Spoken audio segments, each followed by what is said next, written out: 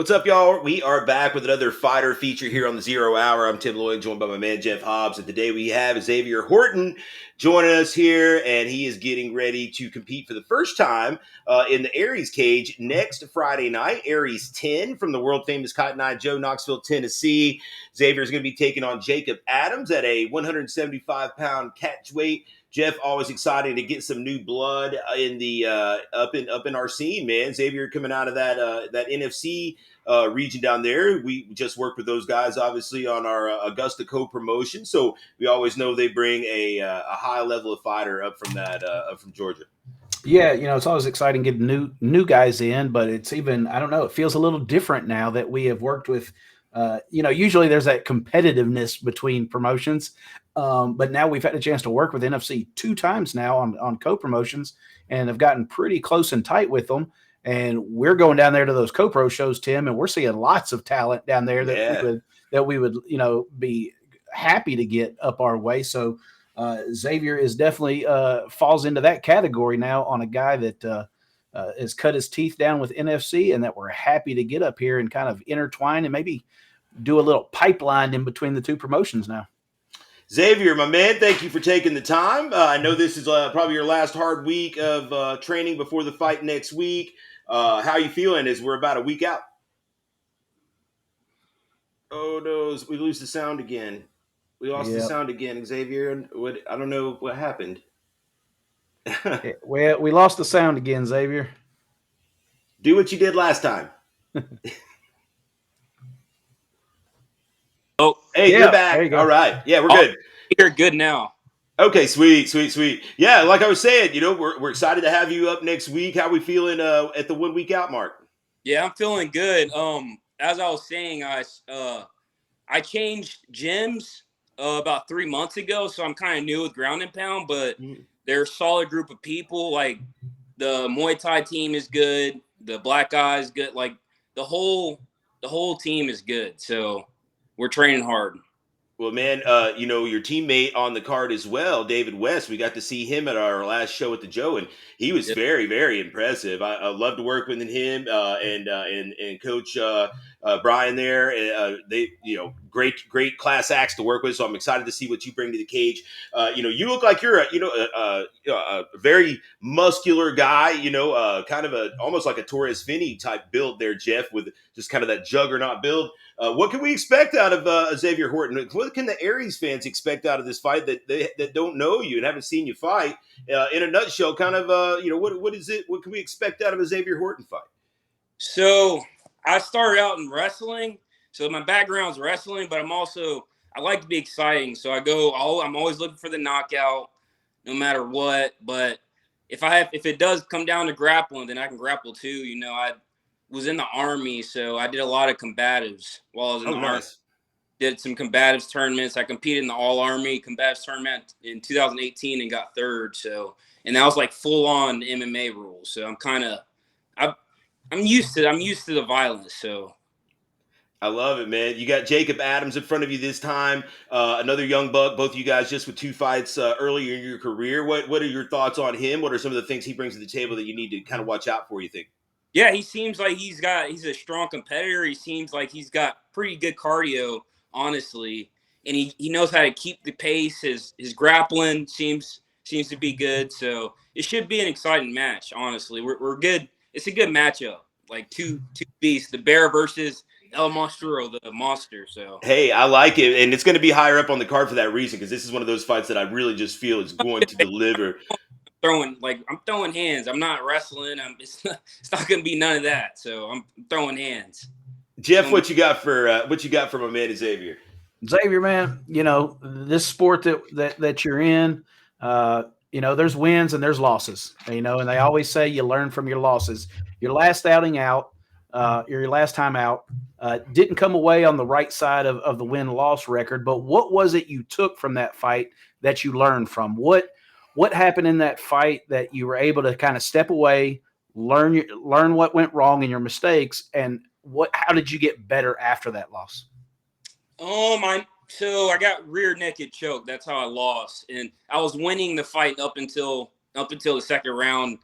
And so I've been working on my BJJ and defending chokes, submissions, all that with Devontae and Skylar King. So, and they're pretty legit at BJJ. So that's their Yeah. thing.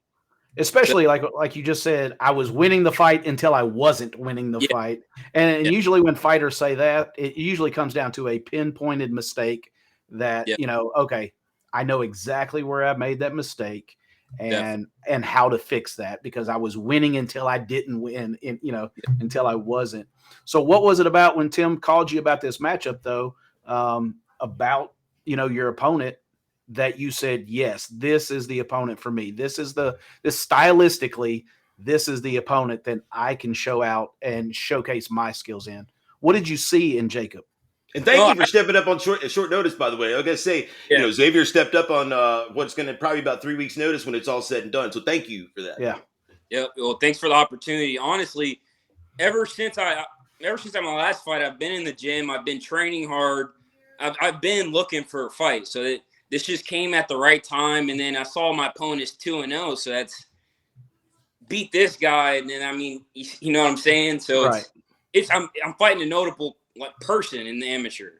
It's better than fighting some like bum or some guy who's not ranked. It's a refreshing thing to hear from fighters, from time to time, because usually, unfortunately we see the other side of that where someone's coming off a loss and, they always want to say, Tim, can you get me that kind of get back fight? Hey, can you get me this? You see it like I love when guys see it. One of my favorite all-time, movies in the past was Highlander.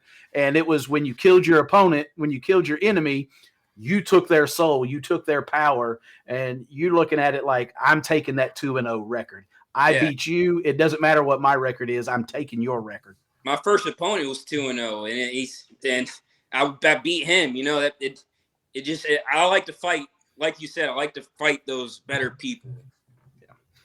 It is good to hear that for sure, man. And that's what's going to get you ready for the professional turn is getting tested as much as you can before it really, really counts. This fight being at 175, you messaged me a little bit earlier and it told me that if need be, you could get on down to 70. Is that going to be where we see Mr. Horton after this fight is settling into that welterweight weight class? Definitely. My next fight's going to be at welterweight. And me and my team's thinking about me going down to 155. So that'd be a pretty big one because I don't walk around big, so I think I could make 155 eventually. That would definitely be a sight to see. Just judging by your physique, that I think that you would be a massive 155. Yeah. Let's talk a little bit about not wanting to give away any game plans or anything like that, but this will be your first fight outside of Georgia, and so you get to fight under more liberal rules. We would say,